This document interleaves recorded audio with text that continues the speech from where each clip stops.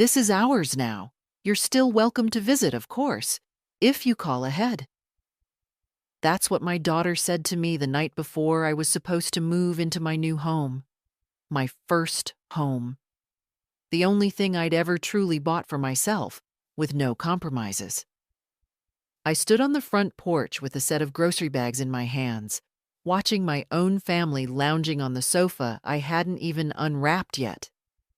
Abigail's tone was light, almost cheerful, as if she were making some polite suggestion about seating arrangements at brunch. I looked at her, then at Greg, her husband, who didn't bother standing up. He raised a beer in my direction with a casual grin. "Hope you don't mind, Mom. It just makes sense." Makes sense.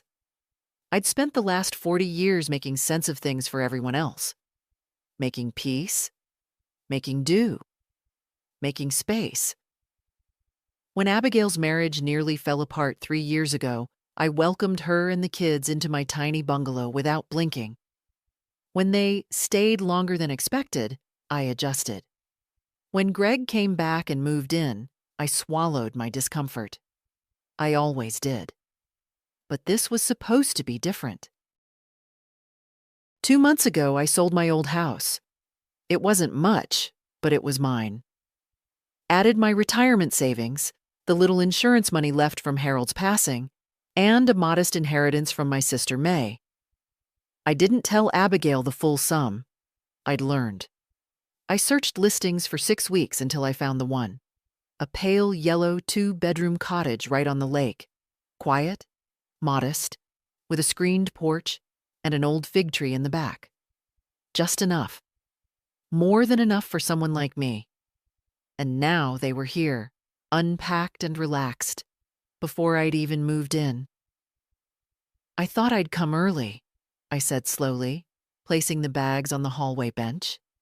"Get the kitchen settled." Greg chuckled. "Yeah, Abigail figured we could help with that. Make the transition smoother." The transition? "The kids already picked their rooms," Abigail added. "We didn't want to wait until school starts to move districts. It just made sense." There it was again, that phrase, like a code word for things decided behind my back. "You understand, right, Mom?" she asked, her head tilted in that practiced expression of concern. "It's not like you need a whole house to yourself." I didn't answer. I walked past them into the kitchen, unlit and half unpacked. The grocery bags suddenly felt foolish. Who brings housewarming snacks to a house already taken? In the dining room, I saw a new placemat with Greg's initials. Abigail's yoga mat draped over the stair rail. A phone charger plugged into the wall I'd planned to paint. Small details, but they told the truth. They weren't helping. They had moved in.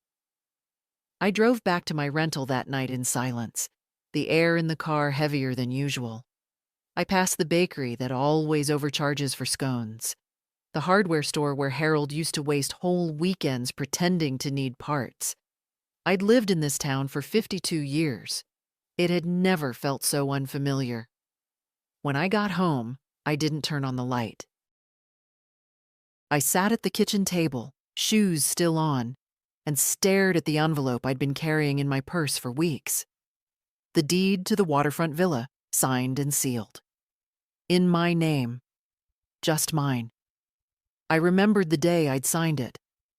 The notary smiled, said, "Congratulations, Ms. Grayson. A beautiful choice for retirement."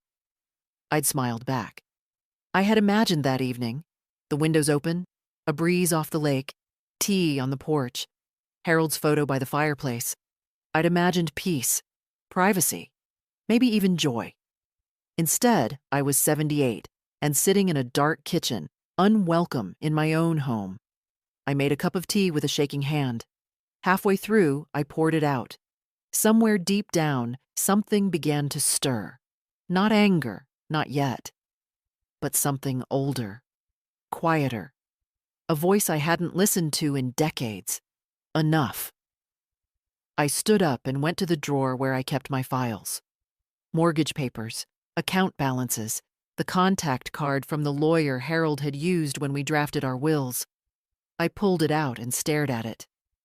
If they thought I was going to let this happen, quietly, conveniently, they didn't know me at all. Let them think I'm soft.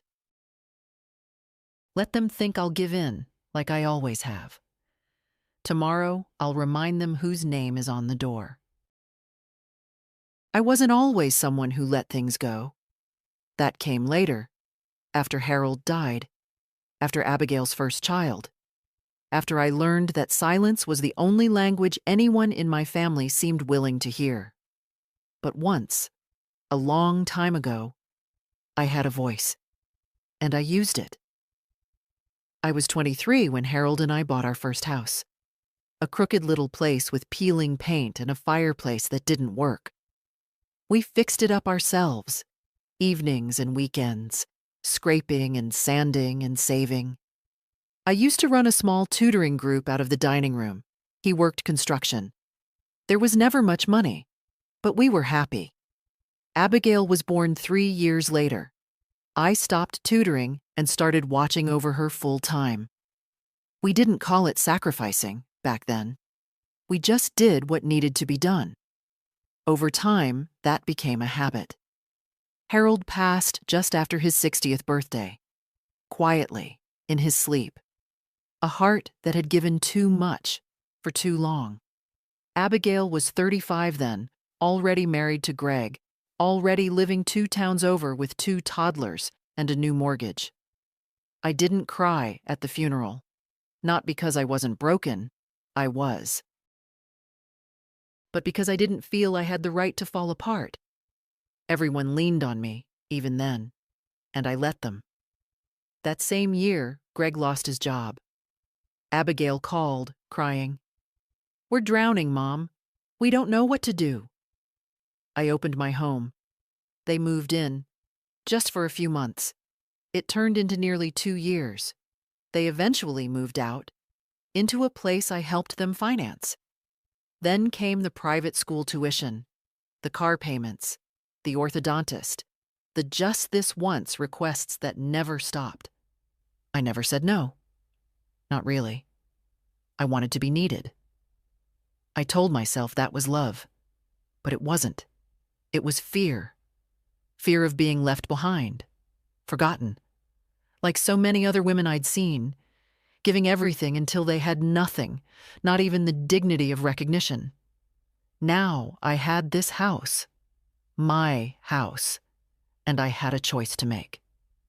The next morning, I called a locksmith, told him the situation, not in full detail, but enough. He offered to come by that afternoon. I called Abigail afterward. Straight to voicemail. I didn't leave a message. There was nothing to explain. By noon, I was standing on the sidewalk outside my own house, or rather, the house I had paid for, dreamed of, claimed, watching as Greg carried a box of tools into the garage. I waited until he noticed me. He raised a hand. "Hey, Martha, didn't expect you back so soon." "It's not back, Greg," I said calmly. "I haven't moved in yet." He blinked at that, unsure how to respond. "Right. Well, we just figured we'd get settled and help smooth things out." I nodded slowly. "You keep saying that. Smooth things out. What does that mean exactly?" Greg scratched the back of his neck. "Look, Martha, I get it. You feel blindsided. But you have to admit it makes more sense this way. We're a family. Families share. I've shared for 40 years. He gave a nervous laugh. "And we've always appreciated it." "No," I said. "You've taken it. That's not the same thing." Just then, the locksmith pulled up. Young man, maybe in his 30s, stepped out of the van, polite and professional. "Ms. Grayson?" "That's me," I said, eyes still on Greg. "What's going on?" Greg asked, his voice sharpening. "I'm having the locks changed." "You can't do that." "I already have," I replied. handing the locksmith the paperwork. "It's my house." Greg stepped closer, his voice low. "You're going to embarrass Abigail like this? In front of the kids?" "You already did that," I said, "when you moved in without asking." He opened his mouth to argue, but nothing came out. The locksmith, sensing the tension, kept his head down and got to work. 20 minutes later, Greg was on the porch, arms crossed, fuming. Abigail had arrived midway through the process, barely speaking to me. She whispered furiously to Greg, gestured toward me with wide eyes, but never said a word directly. The kids stayed in the car. When the last lock clicked, I turned to both of them. "You have until 6 p.m. to remove your things. After that, anything left is mine to deal with." "You wouldn't dare," Abigail said finally. I looked at her, really looked at her, and saw a woman who had spent her life expecting to be accommodated, who thought love meant automatic forgiveness, who never once, in all the years I helped her, asked what I needed in return. "I would," I said, and then I walked into my house, alone, and closed the door behind me. The silence inside the house was thicker than I expected. Not the kind of silence you get late at night, or when you're reading a book and the world outside disappears. No, this was the silence that follows noise. The kind that clings to the walls after shouting, after the storm has passed, but left something behind. The furniture was still here, mine, though most of it had been shifted. The living room rug I bought in cash, after weeks of searching, was bunched up under their coffee table. The guest room I had intended as a small sewing space had Greg's shirts hanging in the closet. They hadn't even taken off the tags. I moved slowly through each room, restoring order, resetting the space. Not cleaning, not yet, but reclaiming. The kids' backpacks were still by the hallway bench. One had a juice box inside, half drunk and leaking. The other had a picture of a beach house drawn in crayon.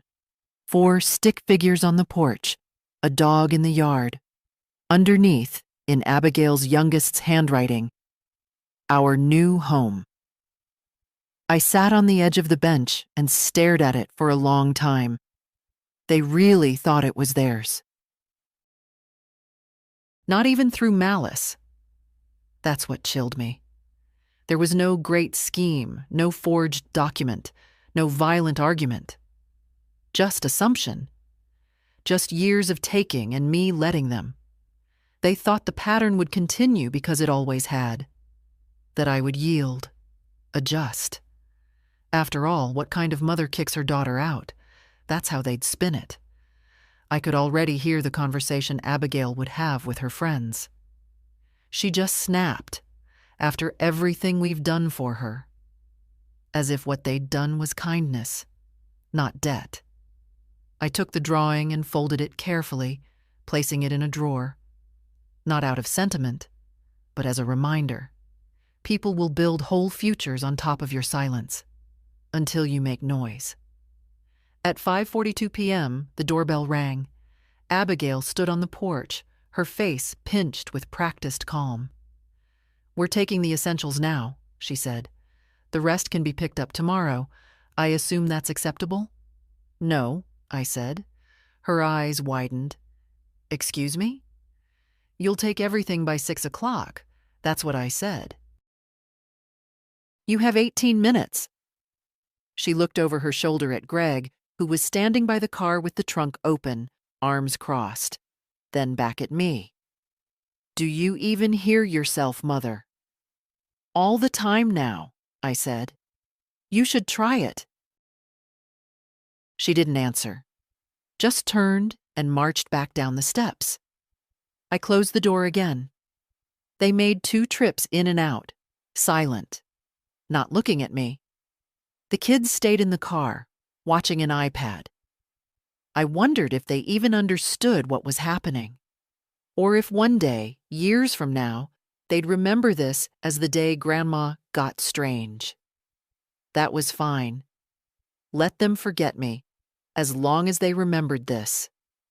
You can't take something that doesn't belong to you, no matter how long you've been allowed to borrow it. At 6:05 p.m., the car pulled away.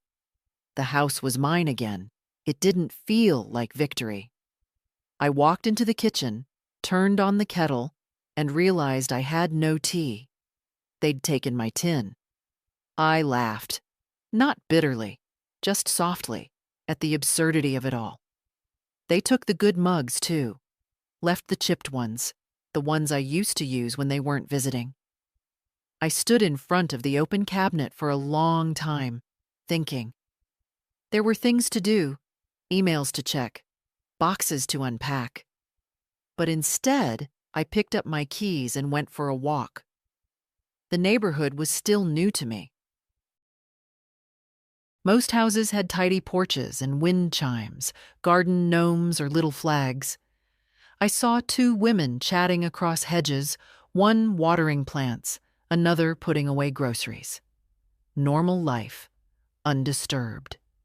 The lake shimmered at the end of the block, catching the last of the afternoon light. I walked toward it, hands in my pockets, not entirely sure what I was feeling. Not peace. Not yet. But something close. Tomorrow, I'd call my lawyer, confirm the deed, update my will, make sure there were no gaps they could wiggle through. But tonight, just tonight, I would sit by the water and watch the light fade. No one would call. No one would ask for money. No one would need anything from me. For the first time in decades, I was just a woman, sitting, breathing, owning something. And that, I decided, was a start. The next morning, I woke up before dawn, not from habit, not anymore, but because my body had decided I shouldn't sleep past 5. That's how it is at this age. You don't rest. You simply reset. I made coffee in a borrowed French press. One of the few things Greg hadn't taken, though I doubted it was kindness. He probably just forgot it wasn't his. There was a silence to the house now that didn't feel heavy. It felt right. Earned. The kind of silence I hadn't known in years. Not since Harold died. Not since Abigail's chaos took over every room I tried to keep quiet. I sat at the table with a pen and a yellow legal pad. What I need to do, I wrote. Lawyer locks, already done. Utilities, check names. Will, revisit. Letter to bank, remove Abigail as authorized user. Grocery list. T somewhere between will and grocery list. I started crying. Quietly. Not a sob. Just the kind of cry that sneaks up on you like a visitor you thought had forgotten your address. I didn't wipe the tears away right away. Let them fall. Let them dry. By 8, I had called Mr. Lewiston, Harold's old lawyer. He still worked out of the same downtown office, still answered his own phone. Ms. Grayson, he said warmly, I haven't heard from you since the year we filed the estate. How's life treating you? Life, I said, is suddenly a lot more interesting. I told him everything. Not in dramatic terms, just facts. He asked questions, took notes. You've already had the locks changed? He asked. Yes. Good. And the deed is in your name? Alone? It is. Then you're well within your rights. But I'll make sure nothing was signed over, even accidentally. Sometimes families use charm the way others use crowbars. I smiled at that. You've met mine, then. He laughed. We scheduled an in-person appointment for Thursday. I hung up, feeling something settle in my chest. A small weight of certainty. I didn't want to fight, but I wanted to make sure they couldn't pick one and win. After the call, I changed into slacks and my oldest cardigan. I went down to the corner cafe and ordered tea and a blueberry muffin. a small indulgence. I sat by the window, pretending to read, but really just watching the street. A woman came in, maybe 10 years younger than me, in a linen coat and thick scarf, even though it was warm. She had the look of someone who used to wear heels every day, but now leaned on orthopedic soles. She caught my eye and gave a small, polite nod. I smiled back. That's how it begins, sometimes. A nod, a glance, a new page. After lunch, I stopped by the police department. Not to file a complaint, but to log the incident. Quietly. Officially. Just in case. The young officer at the desk listened politely as I explained. Not trying to press charges, I said, but I wanted on record that they entered without my permission, in case they try to claim residency. Smart, he said, taking down the details. People assume family doesn't count for stuff like that. But it does. Boundaries are boundaries. He looked barely 30, but I appreciated his words more than I expected. By the time I returned home, the sun had shifted to the west. The light hit the lake just right, gold and blue in the soft green of late spring. I sat on the porch, sipping the tea I'd finally restocked, and watched ducks float past like they had nowhere urgent to be. That's when I saw Abigail's car. She didn't park, just pulled up, paused, and stared at the house. I stayed seated. Let her look. Maybe she was hoping I'd come out. I didn't. After 2 minutes, she drove away. I knew what would come next. The messages, the guilt, the gentle insinuations. I'd embarrassed her. I'd gone too far. I'd ruined the family. I was ready. That night, I opened the drawer in my desk where I kept old things. Pictures, letters, the check stub from the down payment I'd written for Abigail and Greg's first house, $35,000. I remembered it like it was yesterday. You're investing in our future, Greg had said. They sold that house 6 years later, took the profit and bought a bigger one. I never saw a penny back. I found more stubs, private school tuition, summer camps, Abigail's emergency dental work, a loan for Greg's business that never got off the ground, over $100,000 across 25 years. No contracts, no promises, just trust.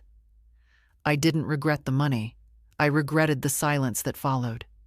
They never said thank you. Not really. They just assumed. I put everything back in the drawer and closed it. Tomorrow, I'd start a new file, one with only my name on it. That night, I didn't sleep much. Not because I was worried. That part had faded.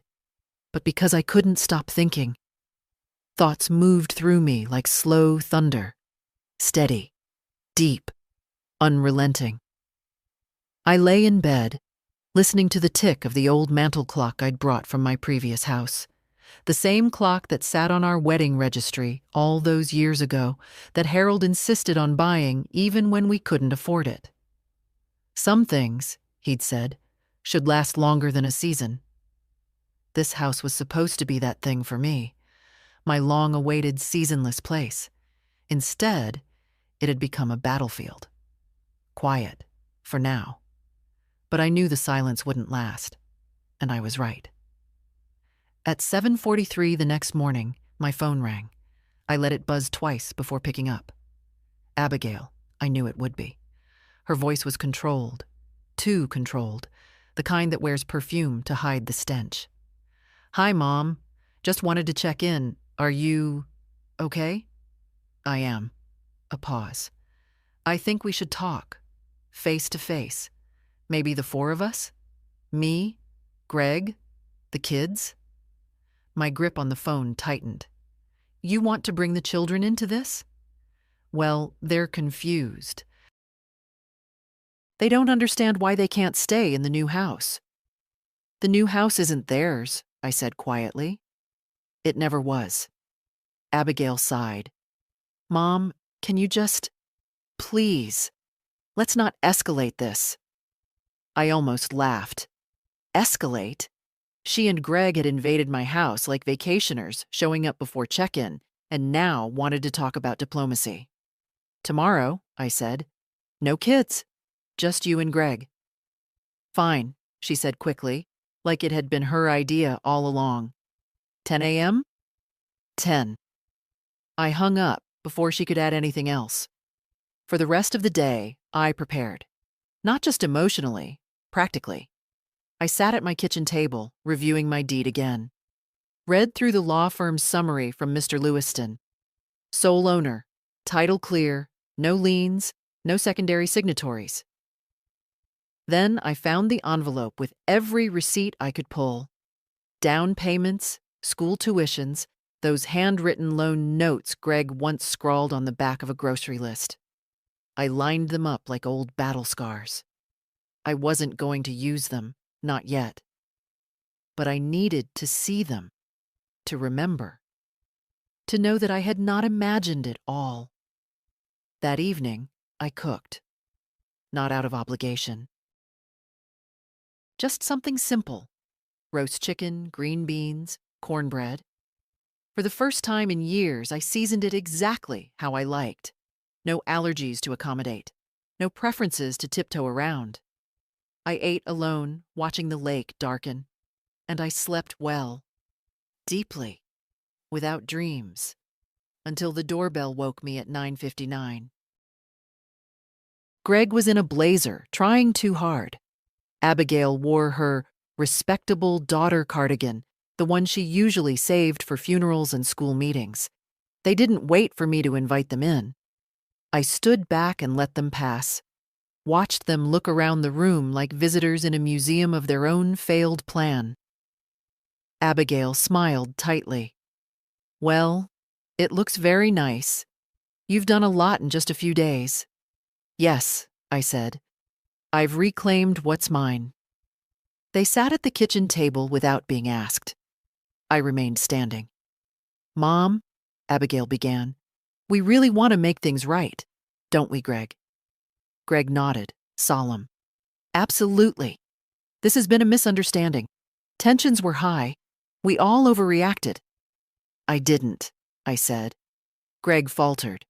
Well, maybe we didn't approach things properly, but we meant well. You moved into my home without asking. We thought you'd be happy, Abigail interrupted. To have us close, to be around the kids. I stared at her. You had already unpacked, claimed bedrooms, changed the Wi-Fi password. She looked away. You said, "This is ours now." Do you remember that, Abigail? Silence. I do, I continued. And I want you to hear something from me very clearly. They both looked up. I am done being convenient, done being silent, done being used. You took, and I let you. That's on me. But this house, this one thing, is mine. Not ours. Not shared. Mine. Greg opened his mouth, but I raised a hand. This is not a negotiation. Abigail's face shifted. The mask slipped. So what? You're cutting us off? No, I said. I'm setting a boundary. You may visit if invited. You may call. But I will no longer finance your life or apologize for having my own. Greg scoffed. We've never asked for charity. I stepped to the drawer, pulled out a folder, set it on the table. Take it. Read it. Every check. Every transfer. Every time you needed me. And I showed up. Neither reached for it. That's charity, I said. They left shortly after. No hugs, no parting promises, just silence, the kind that follows truth. The house felt larger after they were gone. The hardest part isn't the confrontation, it's the quiet that comes after. The days that follow are slow and oddly shapeless. You make coffee. You wipe down countertops already clean. You wait for the next ripple, the next act in the drama. But nothing comes. Just quiet. Abigail didn't call. Greg didn't text. No messages. No drop-ins. No excuses or explanations. It would have been easier if they yelled, I think. If they made a scene, called me cruel, accused me of betrayal. At least then I could have pointed to something and said, "There. That's why it had to end." But instead, they left like cowards, carrying their entitlement with them. I spent the next morning calling the utility companies. I wanted everything updated. New passwords, new account holders, no trace of their names anywhere. The woman at the power company asked, "Would you like to add a family member as a backup contact?" "No," I said. "Just me?" She hesitated. "It's recommended in case of emergencies." "I've had enough of those," I said. After that, I went through the mail. 2 envelopes addressed to me, one from the bank. One from a local church I hadn't attended in years, and one addressed to current resident, the kind of envelope realtors send when they think you're just passing through. I nearly threw it away, but opened it anyway. Inside was a glossy brochure for the Neighborhood Homeowners Association. Guidelines, events, points of contact, and a welcome letter. "We're thrilled to have you in Lakeside Glen. If you'd like to be added to the social circle, please email or call. We have monthly potlucks and porch nights and love getting to know our newest neighbors." I stared at the signature. Karen L., HOA President, 102 Sparrow Drive. Something about the name made me smile. Karen L. It sounded like the kind of woman who made cold pasta salad and ran meetings with a timer. The kind of woman Harold would have found unbearable. But I knew her type. I'd taught school for nearly 40 years. I could handle Karen L. I folded the paper and set it aside. Maybe I'd attend the next porch night, maybe not. But I liked knowing I had the choice. That evening, I took a walk by the water. The sun was low, soft orange light spilling across the lake. Kids rode bikes near the curve of the road. A man in a straw hat was fishing. I paused to watch the line twitch. Not because I cared if he caught anything, but because it reminded me of Harold. When I got home, the porch light was on. That was the first time I'd seen it from this angle, glowing like a quiet welcome back after all these years of living for everyone else. I stood on the steps for a moment, hand on the railing. Then I noticed something. The front doormat had been shifted, just slightly. Not enough for most people to care. But I cared. I hadn't stepped on it that way when I left. I opened the door slowly, hand ready to call the police if I had to. But the house was still, intact, except for the dining table. On it sat a plastic bag. Inside, 2 framed photos, a set of keys, and a sticky note. "You forgot these. A." I stared at the note for a long time. The photos were ones I hadn't seen in years. Me and Abigail at her graduation, Harold with the grandkids in the yard. The keys were duplicates of mine, clearly copies they had made without telling me. I opened the door again and walked them out to the trash bin. The keys went in first, then the bag, then the note. The pictures I kept, not because I forgave her, because history deserves to be remembered, even the painful parts. The next morning, I visited Mr. Lewiston's office. He'd prepared a small packet of documents for me, a declaration of ownership, a copy of the deed, a notarized statement clarifying that no cohabitants had been granted legal or informal tenancy. Everything signed, sealed, and simple. "Do you want to press anything further?" he asked gently. "Restraining orders, written notice?" "No," I said. "She won't come back. Not directly. That part's over." He nodded. "And the will?" "I want to change it." "To exclude her?" To redirect, I said. I want to create a small fund, educational or personal development, for women over 60, women who gave too much and ended up with too little. His pen stopped. That's specific. I was a teacher, I said. I've seen enough women disappear inside their families. And what about beneficiaries? My granddaughter, I said. The youngest. If she ever needs help, real help, she'll get it. But not if her mother asks for her.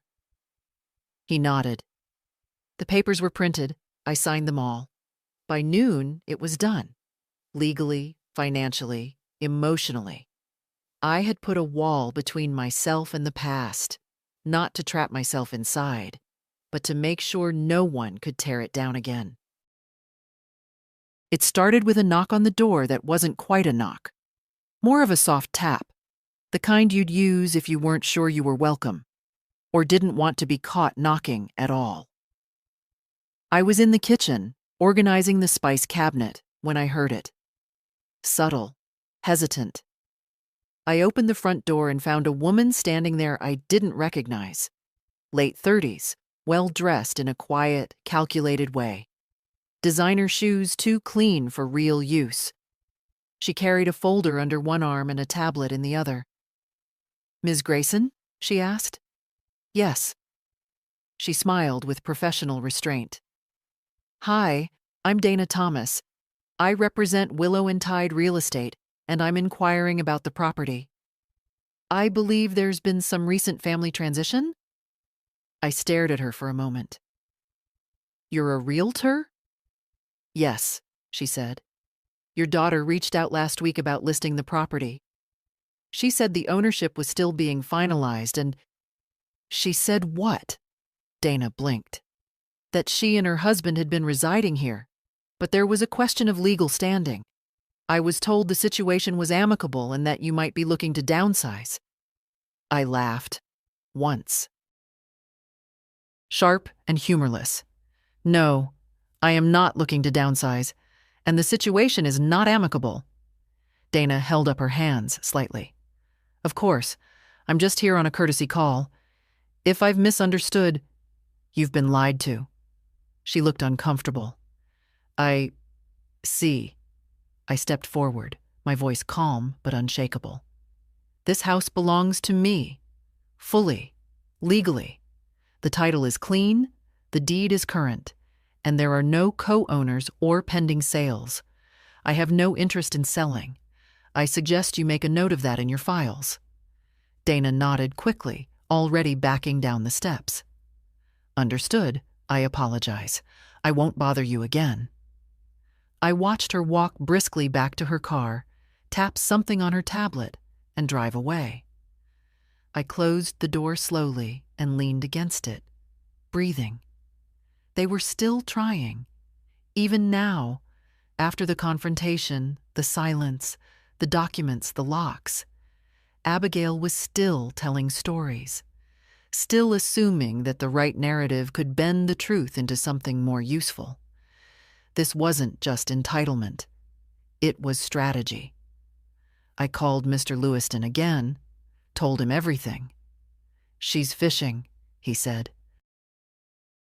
"Seeing if she can build a case around informal tenancy, maybe, or just hoping you'll back down and sell." "She didn't live here," I said. "Not officially, not legally. But long enough to try and claim otherwise," he warned. "We'll document today's visit. I'll draft a letter. If she reaches out again, directly or through a third party, we'll respond formally. Thank you." After the call, I stood in the kitchen for a long time, unsure what I felt. Not quite anger, not surprise either. It was something colder. Not fear, not anymore, but recognition. They weren't going to let this go. Greg had always been practical. Abigail, emotional. But together they made a dangerous pair, because Greg didn't need to believe he was right, just profitable. And Abigail didn't need facts, only feelings. Now I was neither profitable nor pliable. I was in their way. That afternoon, I called Karen L. from the HOA. Figured it was time I met the neighbors before someone else introduced me for their own purposes. She picked up on the second ring. "Karen, this is Martha Grayson from 108. I got your welcome letter." "Oh, Mrs. Grayson, yes. We're so happy to have you in the neighborhood. Are you settling in all right?" "I am," I said. "But I'd love to get to know the community." "Well, you're in luck. Tomorrow night is porch circle, very informal. Lawn chairs, lemonade, sometimes wine if Barbara gets her way." Sounds perfect. I didn't know what I was looking for exactly. Connection, maybe. Or insulation. A reminder that my world didn't end at the edge of my family's approval. When I arrived the next evening, there were already 6 or 7 women gathered around Karen's front lawn, folding chairs in a loose semicircle, a picture of something sweating on a side table, bowls of snacks, laughter in the air that wasn't forced. They welcomed me easily, not with curiosity but familiarity, as if they already understood the kind of silence women like me carried. One of them, a tall woman named Rosa, said quietly over her cup, "You're the one who bought the lake cottage, right?" "Yes." "Heard your daughter made a mess." I didn't answer. She smiled. "Don't worry. Half of us have one just like her." The circle chuckled. I sipped my lemonade and smiled back. Maybe I didn't need to explain anything. Maybe I wasn't alone after all. The next morning, the letter came. No envelope. Just a folded piece of thick cream paper tucked into my mailbox as if it had every right to be there. No stamp, no postmark. Just Abigail's handwriting across the top in that careful, round style she learned in 3rd grade. "Mom." I stared at it for a moment on the porch, sun warming my face, birdsong in the distance. And still, the weight of those 3 letters hit like a rock. Inside, I unfolded the paper and read it standing by the kitchen counter. I didn't sit. I don't know why. "Mom, I don't understand how we got here. I really don't. I thought we had something unspoken between us, a kind of trust, a rhythm. We've always been close. I know I'm not perfect, and Greg isn't either, but we've built a life that includes you, that needed you. When you bought the lake house, I thought it was a gift to all of us, a fresh start. I pictured the kids playing in the yard, you having tea on the porch, family dinners every weekend. You belonged with us. I didn't think you'd want to be alone. Instead, you pushed us away. You changed the locks. You made it legal, as if we were criminals." That hurt, Mom. Deeply. Greg is angry. The kids are confused. I'm just sad. I hope someday you can look past all this and remember how much we love you, how much we need you. But until then, we'll give you space. Love, Abigail. I set the letter down without folding it, and I waited. Waited for that old guilt to rise, the tug in my chest that always pulled me back toward her, toward the silence, the apologies, the surrender. But it didn't come. Not this time. Because I saw it for what it was. Not an apology. Not an acknowledgement. Not even an attempt at repair. It was another performance. A subtle rewrite of the story, where she cast herself as the wounded daughter, and I, the distant mother, the cold keeper of keys and deeds. We've always been close. Close? No, not in a long time. I was convenient, available, useful, but not seen, not respected. I didn't think you'd want to be alone. That one stung, because it was true. For a long time, I didn't want to be. I let them fill the silence in my life, not because I needed their noise, but because I was afraid of my own quiet. But now I'd heard it. And it was beautiful. I left the letter on the counter and went outside. The lake shimmered in the late morning light. Ducks glided along the water. A man I'd seen before walked by with his dog and gave me a polite wave. I returned it. That afternoon, Rosa called. "You busy?" she asked. "No," I said. "Good. Karen's out front and we're trying to fix her terrible hedge situation. She thinks it's hydrangea, but I swear it's just overgrown gilt." I laughed. "I'll be right there." For the next 2 hours, I trimmed, clipped, and raked beside women I'd barely known a week ago. We talked about tomato plants and HOA meetings, not court filings or family betrayal. It felt like slipping into a new version of myself, one where the only thing people expected from me was to show up, laugh, and maybe bring a good pie. That evening, I opened the letter again, not to reread it, but to respond.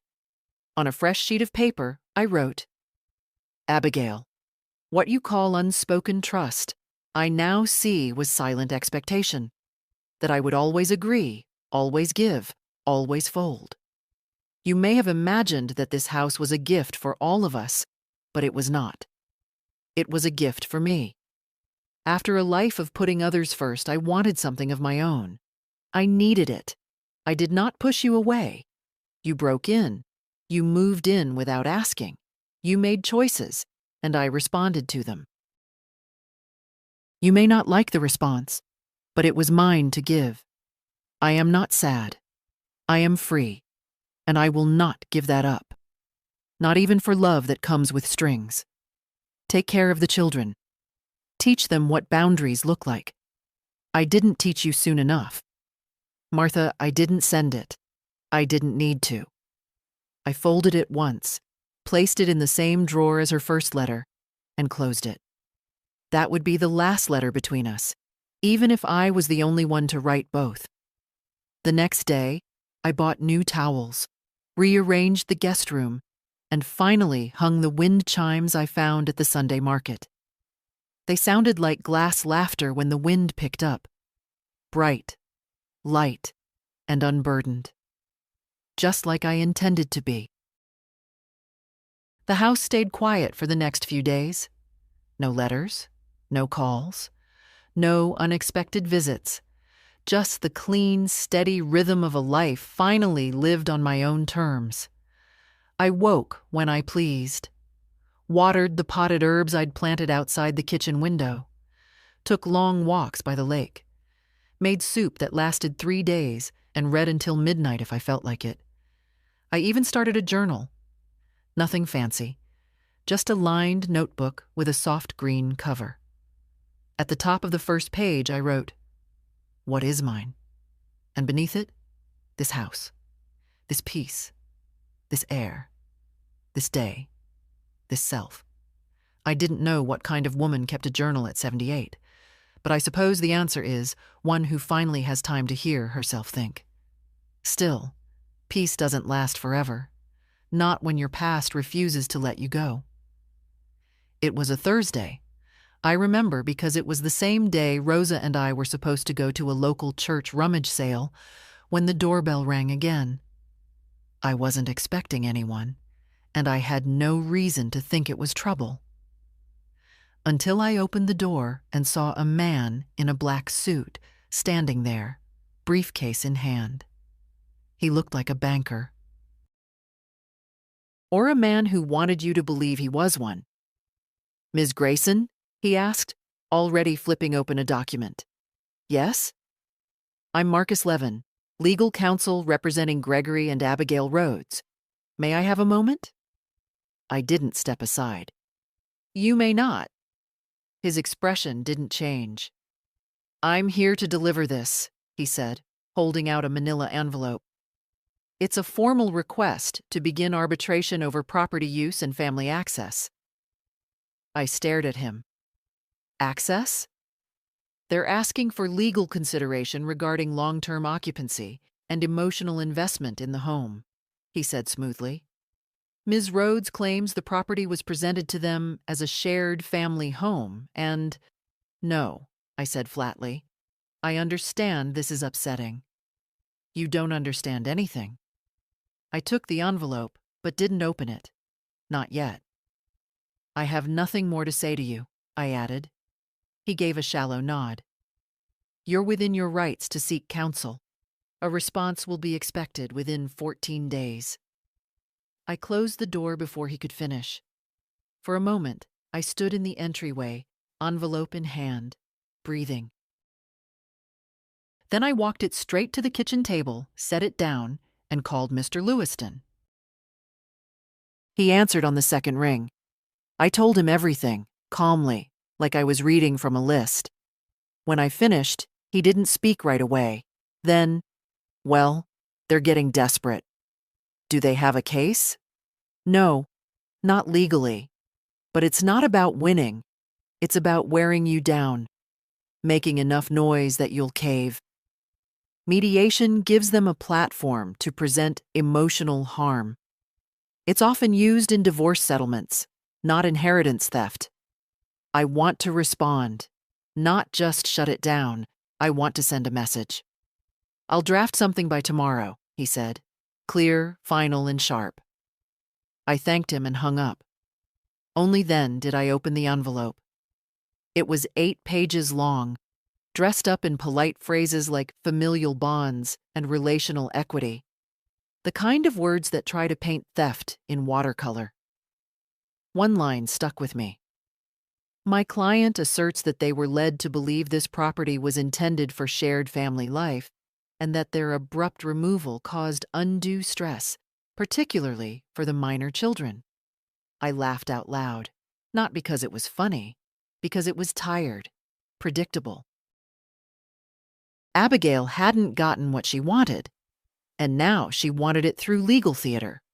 Well, she would have to find another stage. That night, I went to Rosa's and told her everything. Not in detail, just enough. She didn't say much, just poured 2 glasses of wine and handed me a slice of something sweet she'd baked. They think you're alone, she said finally. That's what people like that always think. That once they isolate you, they can control the story. I said softly, for a long time. She looked at me, and her eyes were kind, but firm. You're not now.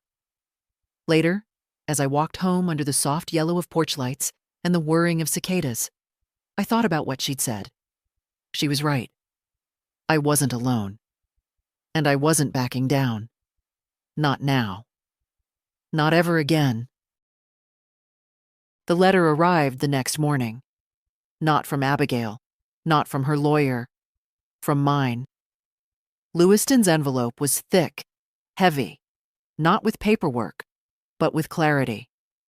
Inside was the official response to their petition for arbitration, along with a drafted cease and desist, just in case they tried to escalate further. I read it at the kitchen table, tea cooling beside me. The respondent, Ms. Martha Grayson, denies all claims of informal co-ownership or implied invitation for permanent residency. All legal documents confirm exclusive ownership. Any further suggestion to the contrary will be treated as harassment. It was clinical, sharp, unapologetic. I approved every word. The house was quiet, the lake still. The morning sun filtered through the curtains and laid soft patterns across the floor. I hadn't spoken to Abigail in weeks, hadn't seen my grandchildren. And yes, it ached. Of course it did. But not as much as the thought of going back. Because that's what she wanted. Not reconciliation. Not understanding. She wanted the terms of my love to be silence. And I was done loving like that. I sealed the letter, hand-delivered it to Lewiston's office, then took myself out for lunch. A small Italian cafe with homemade pasta and tablecloths that reminded me of the ones I used to sew in the summers when Harold worked overtime. The waiter asked if I wanted a table for 2. No, I said. Just me. He smiled. Even better. When I came home that afternoon, there was a package on the porch. Brown paper, no return address. I brought it inside cautiously, slid it open with a paring knife. Inside, a scrapbook. At first, I didn't understand. Then I saw the note, scrawled in Abigail's handwriting, though shakier than usual. From the kids, they wanted you to have something. I didn't help them with it. I opened the book. Construction paper pages, stickers, photos of birthday cakes, school concerts, beach trips, little drawings and captions in blocky handwriting. Grandma makes the best toast. Grandma helped me spell chrysanthemum. Grandma let me cry when I was scared to sleep alone. I turned each page slowly, like turning back time. Near the end, one page held just 2 sentences, written in pencil. "We miss you. Are you mad forever?" I closed the book. And I cried. Not loudly, not messily, but with the kind of quiet sorrow that feels like pulling up something buried too long. I didn't regret protecting myself, but I regretted that they had to be caught in the crossfire. Children don't know where the lines are. They only feel the cold when the door gets closed. That night, I wrote a letter. Not to Abigail, to the children. Dear Ellie and Max, thank you for the scrapbook. It's the most beautiful thing I've held in years. I read every page. I remember every moment. I'm not mad at you. I never was. Sometimes grown-ups get lost in things that aren't your fault. They forget how to talk to each other.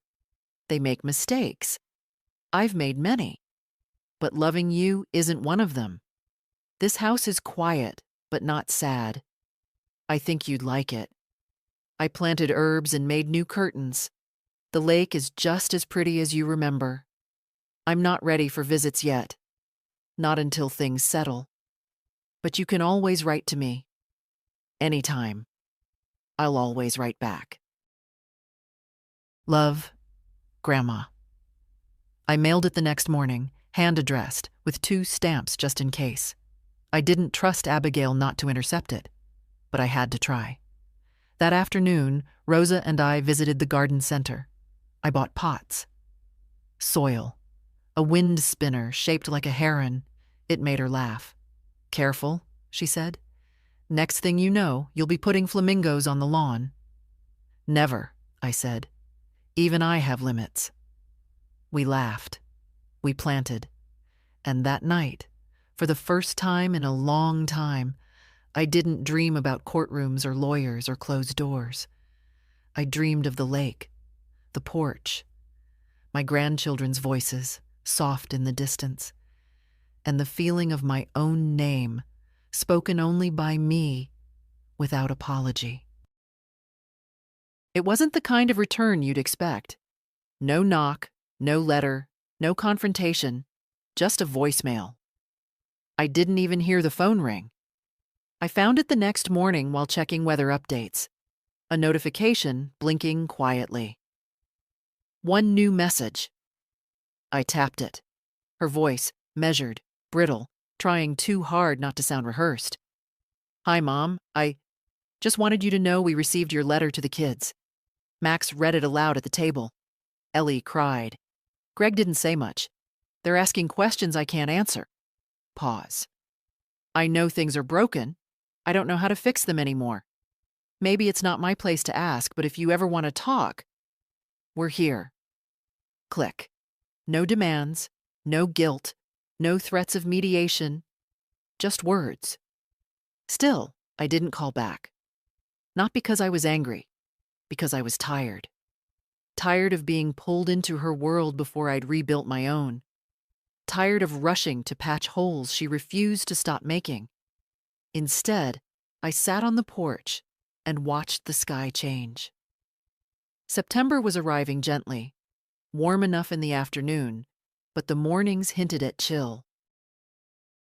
I wrapped myself in a shawl I hadn't worn since Harold passed.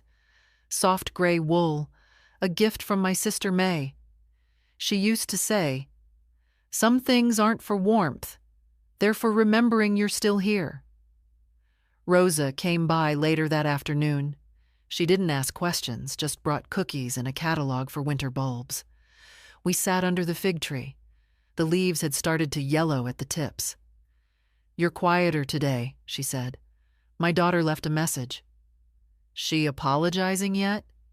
"Not exactly." She bit into a cookie. "That figures." I smiled, but it didn't quite reach my chest. "I don't know if I even want to go backward," I admitted. "It's like she wants to skip over everything, pretend it was all a misunderstanding. But I remember every detail. I remember how they looked at me like a problem to manage." Rosa nodded. "That's the thing with people like that. They're always waiting for your memory to get tired." I looked over at her. "Mine's not." "Good," she said. "Hold on to that." That evening, I made soup again. The same one I used to cook when Abigail was little. Lentils, carrots, thyme. Simple, clean. I poured myself a bowl, sat down, and wrote a second letter. Not for the children this time. For me. "Dear Martha, you did the right thing. You waited a lifetime to stop waiting. You stood up when you could have disappeared. You chose the harder road, not out of bitterness, but out of clarity. They don't know the strength it took, but you do. You don't owe them softness when they bring you stones. You don't owe them access to a life they tried to rewrite without you. You are not cruel. You are not cold. You are a woman who finally chose herself. And that is sacred. Stay steady. Love, Martha." I folded the letter, placed it in the back of my journal. That night, I took a slow walk down to the dock behind the house. The moon was low, casting silver streaks across the water. The wind was cool, but not bitter. And for the first time, I said his name aloud. Harold. Just that. No story. No monologue. No grief too heavy for one woman's throat. Just his name. As if to say, I'm still here, and I'm still mine. It's strange what stays with you. A voice. A gesture. The sound a door makes when it closes behind someone who doesn't turn around. But just as strange is what leaves you. Quietly. Like a fever breaking. You wake up, and the ache is gone. You don't notice until you go looking for it and realize there's only space where pain used to live. That's how it felt by the second week of September. I was no longer waking up angry, no longer composing retorts in my head or rehearsing courtroom speeches that would never be heard. I wasn't waiting for letters or expecting Greg to come storming up the walkway again. And when I walked by the drawer with Abigail's letters inside, I didn't stop anymore. There were still echoes, but they were faint. The real surprise was what filled their place. There was a woman named Eleanor, Ellie for short like my granddaughter, who lived 4 houses down. She was 82, wore wide-brimmed hats, and had once been a ballroom dancer. We met at Karen's porch circle and ended up having coffee one morning. She told me about her arthritis. I told her about the legal letter. We both laughed in that brittle, shared way women do when they've seen too much to be startled anymore. "You know what the difference is between surviving and living?" she asked, sipping something too strong for my taste. "Furniture. If you sit in your own chair, in your own room, and nobody dares tell you where to put your feet, you're living." I nodded. "I gave my daughter our old dining set when she got married," she added. "She never even said thank you, just told me how it didn't match the paint. You believe that?" "Yes," I said. "I do." It wasn't bitterness what we shared. It was accounting. Women like us kept ledgers in our hearts, not of money, but of effort. What we gave, what they took, what came back, and what didn't. Later that day, I got another letter. Not from Abigail, but from Ellie, the younger one. Real mail this time. A small envelope with a sticker in the corner. A smiling owl. Inside, a card drawn in marker. Hi, Grandma. We miss you. My teacher said your name is beautiful. I hope you are warm. Love, Ellie. That's all. But I held it for a long time. Not because it reopened a wound, but because it gave me something else. Proof that love doesn't vanish just because its delivery route gets changed. I wrote her back that same evening, kept it light, told her about the wind chimes, the lake ducks, how one had started waddling too close to the porch, and I was considering naming it. If I do, I wrote, I'll let you pick the name. I didn't write to Abigail. I didn't mention Greg. I wasn't ready, and I wasn't sure I ever would be. That weekend, Rosa invited me to a community fair at the park. There were booths and raffles and pie contests, all the kinds of things that used to make me feel invisible when I was standing behind Abigail and the kids, holding bags and wiping crumbs from little faces. This time, I stood alone. Someone handed me a flyer for a watercolor class. Someone else complimented my scarf. At one point, a younger woman came up to me and said, "Are you the one with the lake house?" I heard what happened. I felt the tension rise, just for a moment, waiting for judgment. But she smiled. "Good for you," she said, seriously, and then walked away. I wanted to cry, but didn't. I just stood there, holding a slice of apple pie, letting the warmth of ordinary kindness settle into my skin like sun. Later that night, I sat by the window and thought about the house again. Not its walls or furniture, but the idea of it. What it had become. It was no longer a symbol of what I'd reclaimed. It was just my home. That's what healing looks like sometimes. Not fireworks, not forgiveness shouted across a lawn. Just a woman alone, content with her evening, full from pie, and soft with the glow of being left alone, on purpose and for the better. It was raining when Abigail finally came back. Not a storm, just a soft, steady drizzle that made the lake look like it was breathing. I was trimming dead leaves from my potted thyme when I saw the car pull up. Same SUV, same dent on the back fender. Only this time, she was alone. No children, no Greg.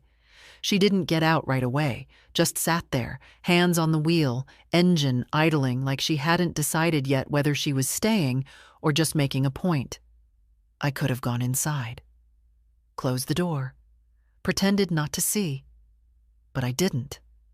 I dried my hands on a dish towel, walked down the steps, and stood on the porch, waiting. Eventually, she opened the door and stepped into the rain. No umbrella. Just a cardigan too thin for the weather, and that old habit of looking like she had it all under control when it was clear she didn't.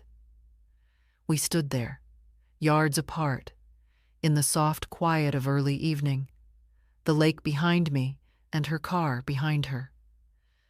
"You're not going to invite me in?" she asked. "No." She nodded. "Figured." Another pause. "I don't want to fight," she said. "Good." "I'm not interested in repeating the last 20 years. She winced, just slightly. "You think that's all it's been? Taking in silence?" I didn't answer. She already knew. "I didn't plan to hurt you," she said after a while. I thought it would be easier, for all of us." "You thought it would be easier if I didn't have a say," I said. "That's not the same thing." She looked down at her shoes, soaked through now. "I brought something," she said, reaching into her coat pocket. A small envelope, sealed. Handed it to me like it weighed nothing. I didn't open it, just held it in my palm. "It's not a letter," she added quickly. Just a list of everything, all the money, all the things you gave us over the years. I wanted you to know I finally counted. That surprised me. I looked at her, not softened, but seen, maybe. For the first time without the filter of being her mother. She looked older, tired, like someone who'd finally lost control of the story and didn't know how to live outside the lines. I didn't come here to win, she said. I know I already lost. I just wanted you to know I'm trying to understand. I nodded once. That's a start, but understanding isn't the same as changing. I know. And knowing isn't the same as doing.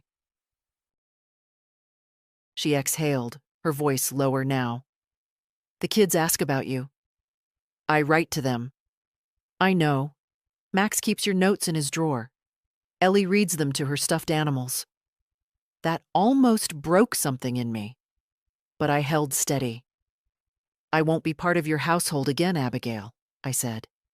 I won't be your safety net. I'm not your second income, or your emergency exit, or your plan B. I understand. And I don't owe you forgiveness just because you finally noticed the cost. I know. She looked up then. And for once, I believed her. We stood there for another minute, just listening to the rain. No shouting. No apology that changed everything.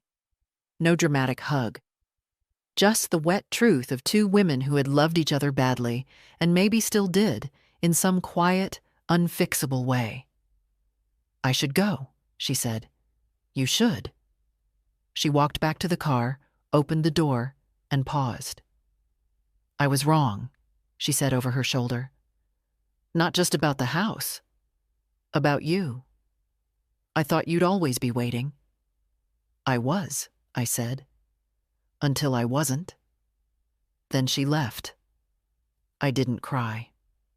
I went inside, boiled water, made myself a cup of tea. I sat by the window and opened the envelope. Inside was a typed list, detailed, line by line. 2007, private school tuition, $11,280, 2012, car down payment, $3,500, 2015, emergency dental, $940, 2020, mortgage bridge loan, $15,000, on and on. Over 30 items. At the bottom, one line, handwritten. This is what I took. I can't give it back. But I can stop asking for more. I folded the list and put it in the same drawer as the scrapbook, the kids' notes, the unsent letters. Not because I needed to forgive her, but because I didn't need to prove anything anymore. My silence wasn't currency now. It was peace. You learn to live with the quiet. At first, it stings, like you've turned down the volume on a life you used to keep loud out of habit. You miss the background noise, the constant needs, the clattering demands disguised as love, the voices filling space so you don't have to hear your own. But after a while, the quiet becomes something else entirely. It becomes clarity. I woke up the morning after Abigail's visit and didn't feel hollow. I didn't wait for the phone to ring, didn't listen for her car. I made tea, opened the windows, and breathed in the damp scent of the lake after rain. The air had changed, or maybe I had. The days that followed were slow but full. I reorganized the pantry, planted fall crocuses, started reading a mystery novel I found at the church sale, something with a nosy librarian and too many cats. Nothing urgent, nothing borrowed. Ellie, the older one, invited me to a quilting circle. I hadn't sewn in years, not since the machine broke and Abigail borrowed the replacement money for a new dishwasher. But my hands remembered. We sat in a semicircle on folding chairs, women of all kinds, chatting over cups of coffee and fabric scraps. Someone said, I just need a corner of the world where nobody needs me to fix them. And everyone nodded. That night, I walked by the lake with Rosa. We didn't talk much, just the sound of gravel under our shoes and the soft slap of water against the dock. "You look lighter," she said. "I feel it." "What changed?" I paused. I stopped waiting to be heard and started listening to myself instead. She smiled. "That's a hard turn to make." "Yes," I said, "but it's mine." Back at the house, I sat on the porch until the stars came out. I thought about the letter Abigail left me, about the years that could never be rewritten, the thousands of tiny ways I disappeared inside my own giving. There wouldn't be a reunion, no perfect resolution, no photos on the mantle next to holiday cards. But there was something better. The quiet certainty that I had finally stepped out of the role they'd written for me. I wasn't the grandmother on standby. I wasn't the mother as wallet.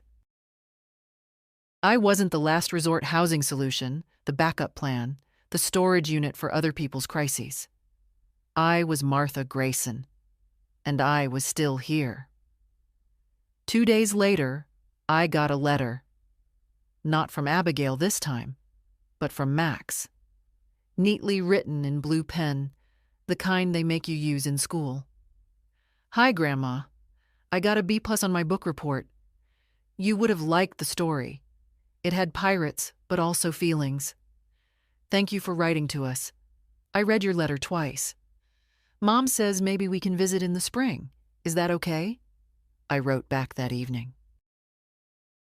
"Dear Max, a B+ is excellent, especially on pirates and feelings. You must be braver than I was at your age. I used to hide under the covers if a story got too emotional. Thank you for writing to me. Spring sounds lovely. Let's say yes for now. A short visit. Just you and Ellie, if it works. Bring stories. I'll bring cookies. Love, Grandma." It wasn't forgiveness. It was a beginning. A new kind. One with rules. The next day, I stopped by the hardware store and bought a brass nameplate. I'd seen one on Rose's gate and liked the idea. Something small but clear. The man behind the counter said, "What would you like it to say?" I thought for a moment, then smiled. "Martha Grayson, owner." He raised an eyebrow. "Not just your name?" "No," I said. "I want the rest too." When it was ready, I screwed it into the frame beside the front door, just above the house number. It caught the morning light like a quiet flare. Not a warning, not a dare. Just a fact. That evening, as the sun dipped low and the wind picked up, I made one last change. I unlocked the drawer in my bedroom, the one with all the old receipts, the gilt-lined ledgers, the faded snapshots of years I couldn't get back. I took them out. I sat on the floor and read them one by one. Then I lit a small fire in the fireplace and fed them to the flame, not angrily, not as revenge, but as release. Each one curled, blackened, turned to ash, and with each piece, I felt something inside me loosen, not fall apart, but rearrange. I watched until the last edge turned orange and folded in on itself. Then I sat back, wrapped in a blanket, and let the quiet settle again. It no longer felt like absence. It felt like presence. Mine. It's been 6 months now. The lake looks different in spring, fuller somehow. The air carries that early warmth that hasn't committed to staying, and the trees lean out over the water like women testing the edge of a dance floor. Everything is softer, but nothing is uncertain. I wake early, not from worry, but from habit. The kind of waking that comes with knowing your day belongs to you and no one else. The porch chair creaks a little now. I like it that way. It reminds me that even quiet things still have a voice. Max and Ellie came to visit last weekend. Abigail didn't come with them. She dropped them off and left without coming up the path. Just a slow wave from the window. I didn't wave back. I wasn't being cruel. I was being honest. The children ran up the steps like they remembered every board.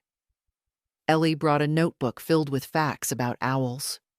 Max had 2 books, and a rock he was sure was part of a meteorite. We baked cookies, walked the lake path, and played cards on the porch. At night, I tucked them into the guest beds, read aloud until one of them snored softly. I stayed in the doorway longer than I meant to. The next morning, Ellie looked up at me over toast and said, "You don't look sad anymore." And I didn't. Before they left, Max hugged me tightly and whispered, "I'm glad you didn't move." Me too. Abigail didn't come up to the door even then. I handed her the overnight bag, said nothing. She looked at me, not expecting an invitation, but hoping maybe for a different version of me to appear. I didn't. And that was love too. The kind that keeps its shape. The kind that says, "I will not disappear, even for you." After they drove off, I sat on the porch with my tea and looked out across the water. The ducks were back. The chimes caught a breeze and clinked like quiet laughter. The nameplate beside the door had dulled a little, weather-touched now, but still clear. Martha Grayson, owner. I smiled. The other women, Rosa, Ellie, and the others, stopped by later that week.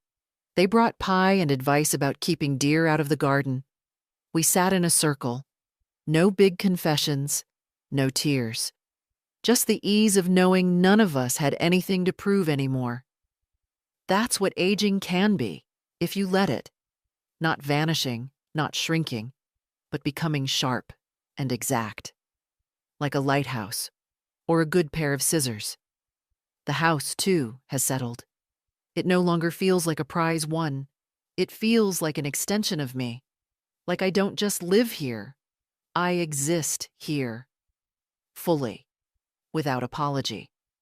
And that's the part no one teaches you. That healing isn't loud. It doesn't come with music or applause. Sometimes it looks like baking bread on a Tuesday morning, or sitting by yourself without feeling lonely, or saying no, and meaning it. Sometimes I walk through the rooms just to feel how solid the floor is under my feet. I touch the walls and say, "This is mine." Not because I need to own things, but because for so long I didn't even own myself. But I do now. Every word, every silence, every door I choose to open or leave shut. Abigail hasn't asked to come in again, and I haven't offered. Maybe someday the space between us will become something gentler. Maybe not. But either way, I'll still be here, alive, exact, and finally, fully mine. If this story found you, I hope it reminded you. It's never too late to take your life back. Not through noise, not through revenge, but through clarity, dignity, and the kind of strength that speaks only once and never again. If you know someone who needs to hear this, share it. And if you've come this far, thank you. My story is quiet, but I hope it stayed with you. Martha.